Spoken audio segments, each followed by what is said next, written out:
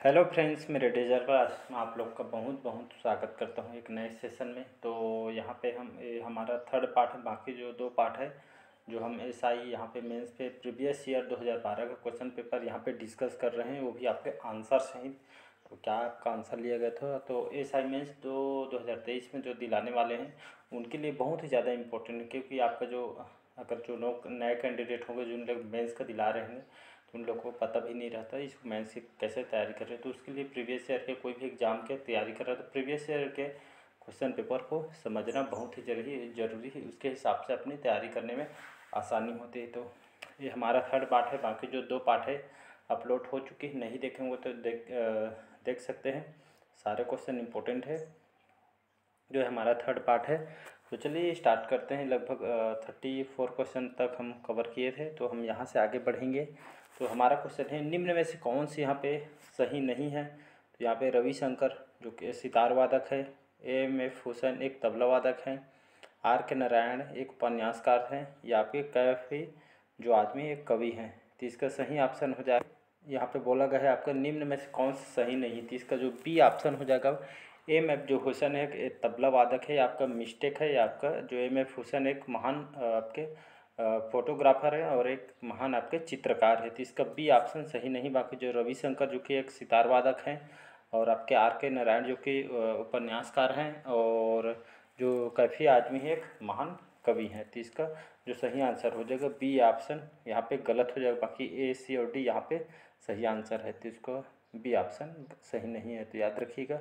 अगला क्वेश्चन देखते हैं। राज्यसभा का सदस्य बनने के लिए किसे प्रत्याशी की आयु निम्न में से कम नहीं होनी चाहिए? तो 21 वर्ष की आयु, 25 वर्ष की आयु, 30 वर्ष की आयु, या डी आपके 32 वर्ष का। तो इसका सही ऑप्शन हो जाएगा सी ऑप्शन, 30 वर्ष की आयु कम से कम राज्यसभा सदस्य बनने के लिए। कम से कम जो राज्यसभा सदस्य बनने के लिए उनकी जो आयु है 30 वर्ष की आयु उनकी होनी चाहिए मिनिमम।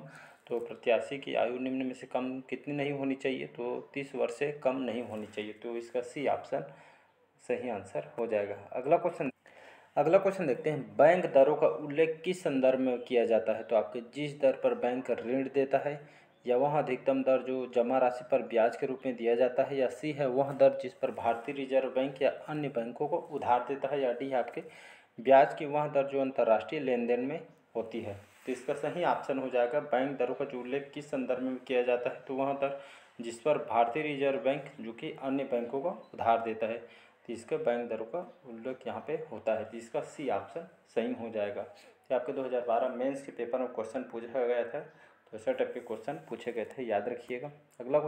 अगला क्वेश्चन देखते हैं। निम्न में से कौन सा जो कर है आपके केंद्र सरकार का नहीं है? तो आयकर, सीमा शुल्क, भू राजस्व, या डी आपका उपहार कर। तो केंद्र सरकार का नहीं है बोला गया, तो केंद्र सरकार के अंतर्गत आपका आयकर, सीमा शुल्क और भू राजस्व आपके केंद्र सरकार के कर हैं।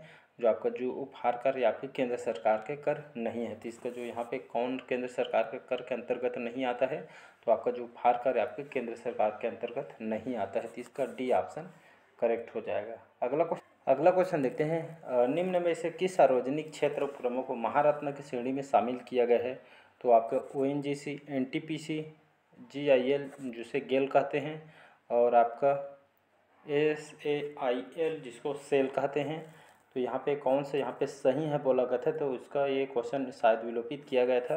इनमें से जितना भी दिया गया है चारों ऑप्शन आपके जो कि ये सार्वजनिक क्षेत्र के महारत्न कंपनी में इसको शामिल किया गया है। तो यहाँ में इसको विलोपित किया गया था शायद। तो ये आपके जो चारों दिख रहे हैं आपके महारत्न कंपनी है। तो इसमें आपका Indian Oil Corporation Limited, NTPC, Coal India, और आपका भारत हैवी आपके Electricals Limited, Bharat Petroleum, Steel Authority of India Limited, ये आपका Hindustan Petroleum Corporation, GAIL, ONGC Oil India Limited, Natural Aluminium Company Limited आपका, और आपका हो जाएगा एनएलसी हो गया। ये आपके बहुत सारे आपके महारत्न कंपनी है। तो ये चारों जो आप दिख रहे हैं आपके महारत्न कंपनी है। तो इसको शायद विलोपित किया गया था। तो इसको जो यहाँ पे इसको छोड़ दिया हूँ। तो ये आपके विलोपित क्वेश्चन है। अगला क्वेश्चन देखते हैं। आशा योजना किससे संबंधित है? तो आपके निःसंतान महिलाओं से है, या आपके वृद्धावस्था कल्याण से संबंधित है, या आपके बाल विकास से संबंधित है, या आपके सामाजिक स्वास्थ्य कार्यकर्ताओं से संबंधित है। तो आसना योजना किससे संबंधित है? तो आशा जो योजना आपके सामाजिक स्वास्थ्य कार्यकर्ताओं से, स्वास्थ्य के देखभाल यहाँ पे देखभाल के लिए इस योजना को लाया गया था। तो आशा योजना किससे संबंधित है? याद रखिए स्वास्थ्य कार्यकर्ताओं से, ये सामाजिक स्वास्थ्य सेवा से संबंधित है। तो इसका आपका 39 का डी ऑप्शन करेक्ट हो जाएगा। नेक्स्ट अगला क्वेश्चन देखते हैं यहाँ पे, निम्न में से कौन सा जो बंदरगाह जो कि भारत का पहला निजी बंदरगाह है? तो आपका एन्नोर, कांडला बंदरगाह, पीपापाव बंदरगाह या पारादीप? तो इसका जो सही ऑप्शन हो जाएगा पीपापाव जो बंदरगाह है आपके, यह जो बंदरगाह आपका भारत का पहला निजी बंदरगाह है। पीपापाव जो बंदरगाह वर्तमान में कौन से राज्य में स्थित है? जो आपका पीपापाव जो बंदरगाह है आपके मुंबई महाराष्ट्र में स्थित है, मुंबई का बंदरगाह। तो याद रखिए भारत का पहला निजी बंदरगाह है पीपापाव बंदरगाह। कहाँ है? तो आपके मुंबई में स्थित है। इसको याद रखिए, इसका सी ऑप्शन करेक्ट हो जाएगा। नेक्स्ट क्वेश्चन अगला क्वेश्चन देखते हैं हम 41 है, फ्रेंच ओपन टेनिस प्रतियोगिता 2011 में पुरुष एकल प्रतियोगिता में कौन विजेता रहा था, या विजेता कौन था? तो रोजर फेडरर, राफेल नडाल, आपके एंडी मरे, या आपके डी है नोवाक जोकोविच। तो इसका सही ऑप्शन हो जाएगा नोवाक जोकोविच। याद रखिएगा, तो इन्होंने फ्रेंच ओपन जो टेनिस प्रतियोगिता 2011 में हुआ था, तो उन्होंने पुरुष एकल प्रतियोगिता में जो कि 2011 में हुआ था, तो नोवाक जोकोविच जो पुरुष एकल प्रतियोगिता में विजेता रहे हैं। तो ये आपके नोवाक जोकोविच कौन से खेल से संबंधित है? तो महान आपके टेनिस प्लेयर हैं, और कौन से देश के रहने वाले हैं? तो आपके सर्बिया के रहने वाले प्रमुख आपके टेनिस प्लेयर हैं। तो इसको याद रखिए, नोवाक जोकोविच ये आपके टेनिस प्लेयर, इन्होंने 2011 में पुरुष एकल प्रतियोगिता में विजेता रहे थे।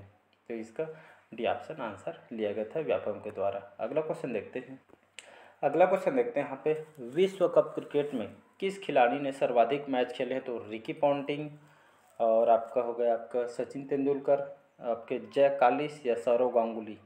तो इसका जो सही ऑप्शन हो जाएगा सचिन तेंदुलकर, जो कि क्रिकेट के भगवान हैं, इनको सभी जानते होंगे सचिन तेंदुलकर। तो इन्होंने विश्व कप क्रिकेट में जो सचिन तेंदुलकर, इन्होंने सर्वाधिक मैच खेले हैं। लगभग इन्होंने विश्व कप जो कि 45 मैच उन्होंने खेले हैं सर्वाधिक। तो याद रखिएगा, तो सचिन जो तेंदुलकर हैं, इन्होंने 45 विश्व कप सर्वाधिक मैच इन्होंने खेले हैं। तो सबसे ज़्यादा जो सर्वाधिक मैच विश्व कप खेले हैं तो आपके सचिन तेंदुलकर इन्होंने खेले हैं, जो कि भगवान के जो कि क्रिकेट के दर्जे इनको दिया जाता है। अगला क्वेश्चन देखते हैं, स्पीकर जिसे अध्यक्ष और डिप्टी स्पीकर जिसे उपाध्यक्ष कहते हैं, तो दोनों के अनुपस्थिति में लोकसभा की अध्यक्षता कौन करता है? तो राष्ट्रपति द्वारा मनोनीत सदस्य करता है, या मंत्रिपरिषद द्वारा चुना गया एक सदस्य करता है, या स्पीकर द्वारा घोषित सूची का सदस्य, या आपका लोकसभा का सबसे वरिष्ठ सदस्य करता है? तो इसका जो सही ऑप्शन हो जाएगा आपका ए ऑप्शन।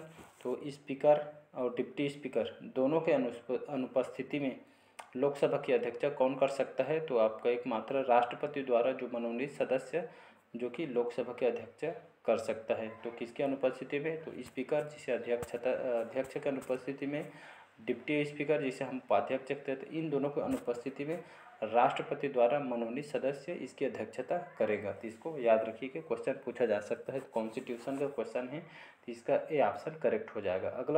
अगला क्वेश्चन देखते हैं यहाँ पे, भारत के संचित निधि से राज्यों को सहायता अनुदान किसकी अनुशंसा पर किया जाता है? तो लोक लेखा समिति, नियंत्रक एवं महालेखा परीक्षक, वित्त आयोग, या आपके डी है योजना आयोग? तो इसका सही ऑप्शन हो जाएगा सी ऑप्शन वित्त आयोग। तो भारत की संचित निधि से राज्यों को सहायता अनुदान किसकी अनुशंसा पर किया जाता है? तो आपके वित्त आयोग के द्वारा, जो कि भारत के वित्त आयोग के द्वारा संचित निधि से राज्यों को सहायता अनुदान देने की जो अनुशंसा किया जाता है आपके वित्त आयोग के द्वारा। कौन से आर्टिकल में बताया गया है? भारतीय संविधान के अनुच्छेद आपके 280 आर्टिकल 280 में बताया गया है। तो इसको याद रखिए, इसका सी ऑप्शन करेक्ट हो जाएगा।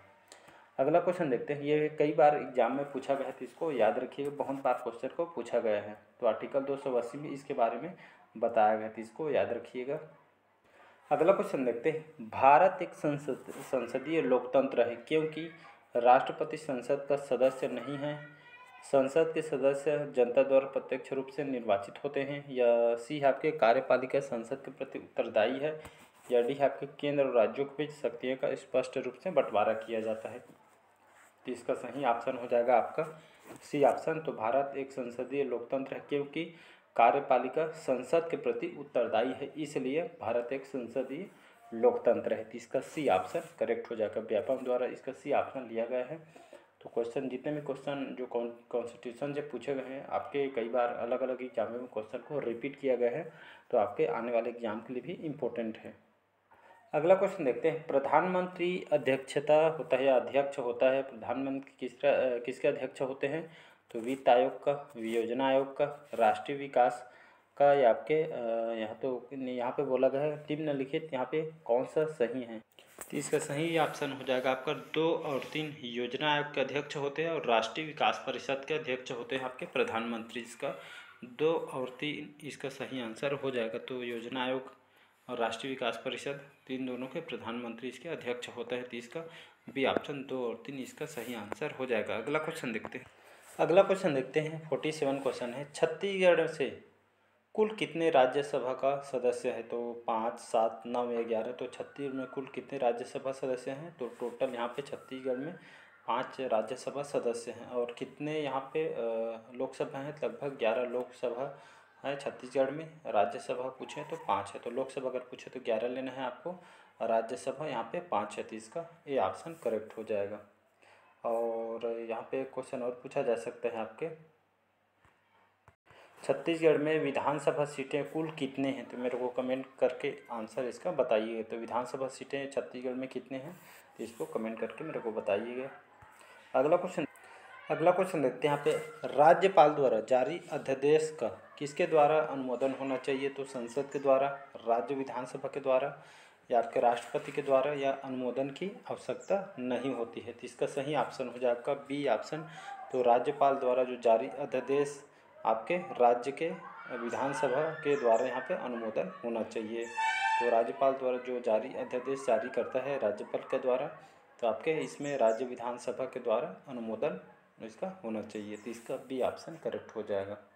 अगला क्वेश्चन है, इस क्वेश्चन को बहुत बार रिपीट किया है एग्जाम में। 49 क्वेश्चन है, किस वेद संहिता में भारतीय संगीत है? ऋग्वेद, सामवेद, अथर्ववेद, यजुर्वेद। तो आप सभी को पता है 4 वेद हैं। तो आपके से किस वेद संहिता में भारतीय संगीत के बारे में बताया गया? तो आपका जो सामवेद है, तो इसमें भारतीय संगीत के बारे में सामवेद में बताया गया। तो सामवेद को जहाँ पे भारतीय संगीत का मूल वेद भी कहा जाता है, सामवेद को, जितने भी भारतीय संगीत सामवेद को कहा जाता है। तो इसको याद रखिए, सामवेद को भारतीय संगीत का मूल वेद भी कहा जाता है। तो इसका बी ऑप्शन करेक्ट हो जाएगा। अगला क्वेश्चन देखते हैं, भारत में सोने के सिक्के जो है आपके किसने जो कि सर्वप्रथम जारी किए थे? तो इंडो ग्रीक ने, शक ने, पार्थियन ने, या कुषाण वंश ने। इसका सही ऑप्शन हो जाएगा डी ऑप्शन, कुषाण वंश। याद रखिए, तो भारत में सोने के जो सिक्के किसने सर्वप्रथम जारी किए थे? तो आपके कुषाण वंश ने जारी किए थे। कौन से जो शासक थे इन्होंने जो कि भारत में सोने के सिक्के जारी किए थे? तो आपके जो फर्सिशस जो प्रथम थे, जो कुषाण वंश के प्रथम शासक थे, तो ये आप प्रमुख शासक थे। तो फर्सिशस जो प्रथम थे, इन्होंने भारत में सोने के सिक्के इन्होंने जारी किए थे। तो जो कुषाण वंश थे इन्होंने भारत में सोने के सिक्के जारी किए थे। तो बहुत बार इसको एग्जाम में रिपीट किया गया है, तो याद रखिएगा, इसका डी ऑप्शन हो जाएगा। तो इसका डी ऑप्शन लिया गया था व्यापम के द्वारा। तो ये थे कुछ 50 क्वेश्चन। बाकी जो क्वेश्चन हम कल कवर करेंगे, तो सारे क्वेश्चन इंपॉर्टेंट है। अगर कोई भी एग्जाम का प्रिपरेशन करे तो ये आपका जो जीके है छत्तीसगढ़ का, ये भारत का, सभी एग्जाम में आने वाले एग्जाम के लिए इम्पोर्टेंट है। तो चलिए आज का सेशन हम यहीं तक रखते हैं, बाकी जो क्वेश्चन हम कल कवर करेंगे। तो कमेंट करके बताइएगा आज का सेशन कैसे लगा। तो चलिए बस आज मिलते हैं, कमेंट करके बताइएगा आंसर जो पूछा हूँ मैं इसका, और अच्छा लगे चैनल को लाइक, सब्सक्राइब, कमेंट कर दीजिए। Thank you.